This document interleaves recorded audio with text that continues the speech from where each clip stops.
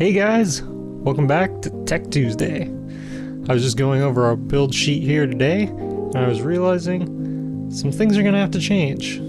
I've decided that the Gengar stuff is going to be put off till the last week as something like a more fun thing to do, and then these next coming weeks will simply be the build stuff and kind of the how-to. So today, we're going to be working on putting in the fans.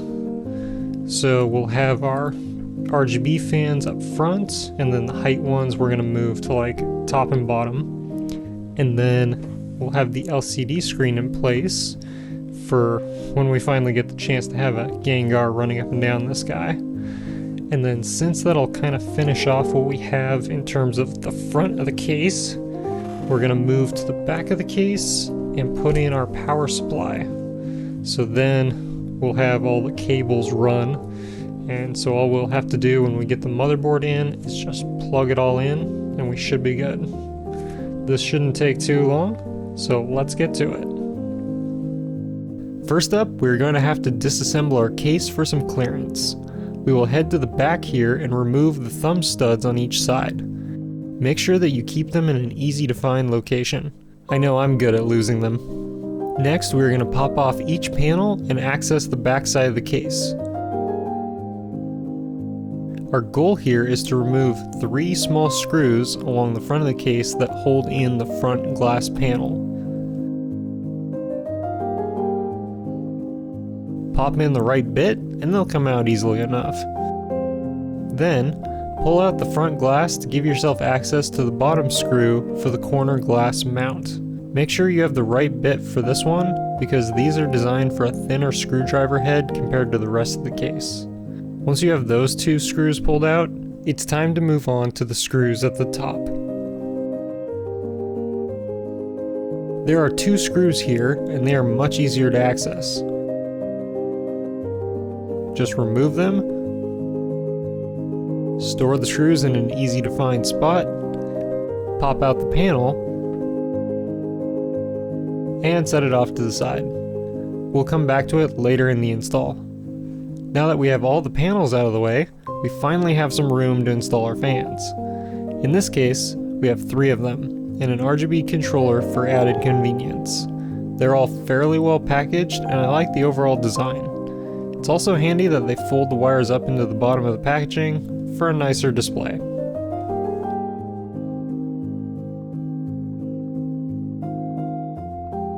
First, we'll dive into our controller, which seems pretty standard.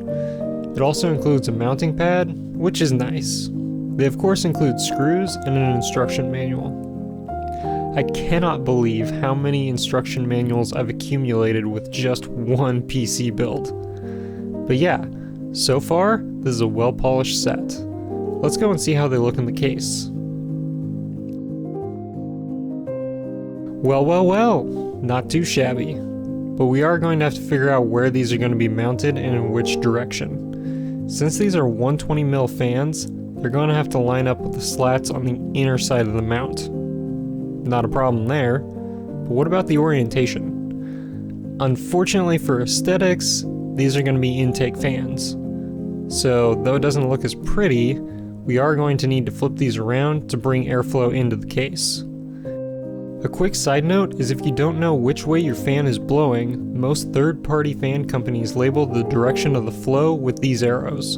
Just follow the arrows to find the airflow. But enough on that. Let's get started. For the first fan, the goal is to simply get it into the mount. Grab some screws and a screwdriver and start each screw. We want it to be loose in the mount so that we can align the 2 fans.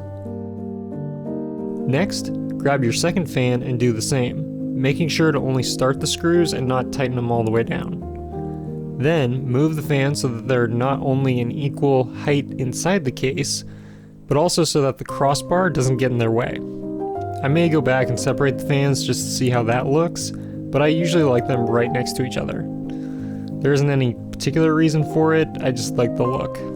Finally, tighten all the screws down to lock the fans in place. Once you're done, push the remaining cables through the cutouts of the case to the back chamber. This is where we will route most of the cables until we have a motherboard. don't worry too much about cable management for now. But we've only mounted 2 fans. Where's that third one going? Well, that one is going to replace our stock exhaust fan so that all the RGB fans are visible. Once again, it's all about that sweet RGB. To pop out the stock fan, there are 4 screws at the back of the case that hold our fan in. It is kind of odd that they seem to just live in the mesh instead of having their own specific holes, but the look does hide the screws decently enough. Once the screws are out, we can move our stock fan back and replace it with the new Corsair one. Fortunately, this time the fan gets to show in all of its glory. But what about that stock fan? Where are we going to put that one? It can't just hang around without a home.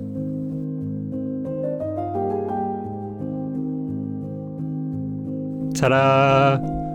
Right here at the top of the case. My goal is to have the front corner of the case pushing air in, while the back corner forces it out. With 4 intake fans, including the 2 in the floor of the case, I'm hoping to create positive pressure so we don't have dust.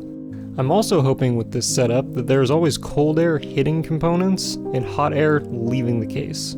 It's honestly a lot of hope, but I've never built into this case, so we may have to do some rearranging to achieve the best cooling that we can. Now that we have all of our fans in place, let's get them hooked up to our controller. Each fan's RGB connector fits into one of these sequential slots. But before we throw it into the case, we need to add the sticky mount to the back. Just pull off one side of the 3M backer and place it onto the back of the controller. Press down firmly to make sure that it's in place, and you're all set to go.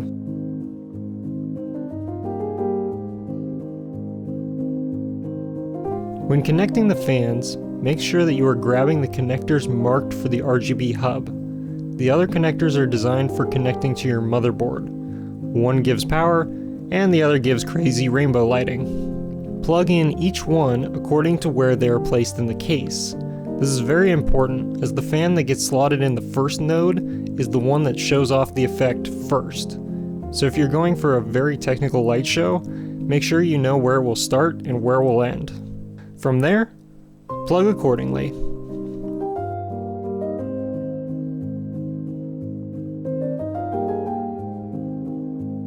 Now, we can't just leave that controller in the back chamber all by itself. It needs a friend to add to the spaghetti madness. And here's where we come in with our MSI power supply.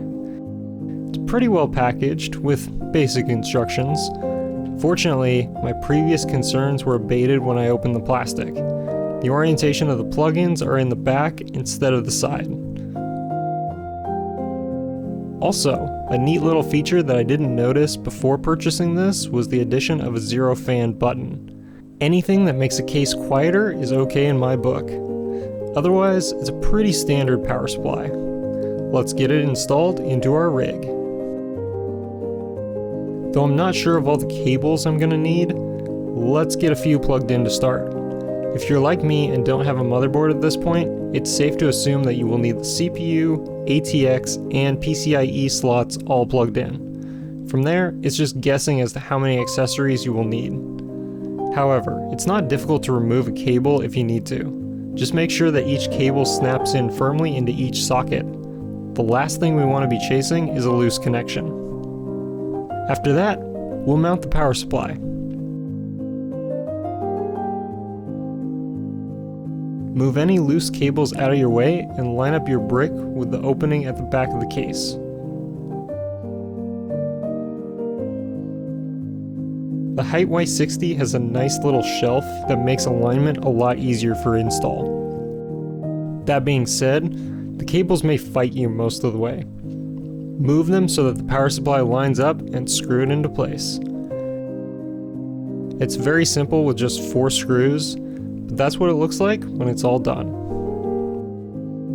Now onto the mess that we have of cables. What on earth are we going to do with these? I guess we'll have to default to every PC builder's tried and true method for cable management. Hide the problem and pretend it doesn't exist. Last but not least, let's get into our LCD panel.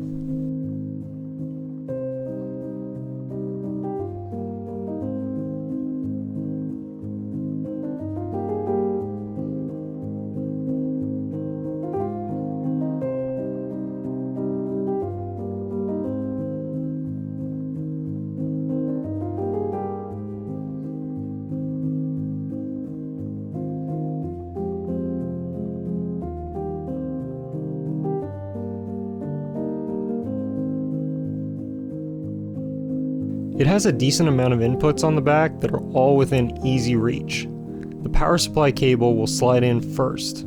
I want you to pay attention with this one because these connections are relatively tight. The power supply cable goes in with minimal force, but the HDMI cable is a whole nother beast. When you go to plug it in, press down really tight.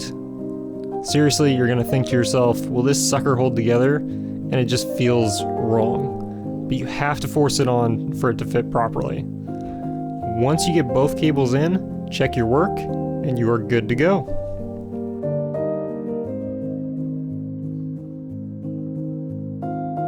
Oddly enough, we aren't actually replacing the glass, but rather we're putting the LCD screen behind it. I guess it makes sense since this one isn't a touch-sensitive screen, but we will have to pay attention to the mounting holes. Lining them up at the top is easy, but observe that the lower tab doesn't have any holes. This tab is actually going to friction fit into the case. So, when you go to install the screen, make sure that the lower portion is wedged between the glass and the lower fan case cover. If the screen becomes offset while installing it, simply realign it to the glass with your fingers. The bottom screws are self-explanatory, but the top screws need a little more thought. On the HDMI side, I ended up having to remove it just to get a little better angle. You're probably thinking, then why plug in the cables first? And you would be right. Even if we didn't remove it though, the angle is horrible for a normal screwdriver. Just go slow so you don't strip the screw, and it'll snug right up. Now all that's left is to pull off that beat up screen protector. And this episode's install is finished. So far, I'm really liking how this project is coming together. It may not be my personal aesthetic, but I still can't wait until she fires up. So until next time, like and subscribe, and I will see you in the next... Wait, was that a doorbell?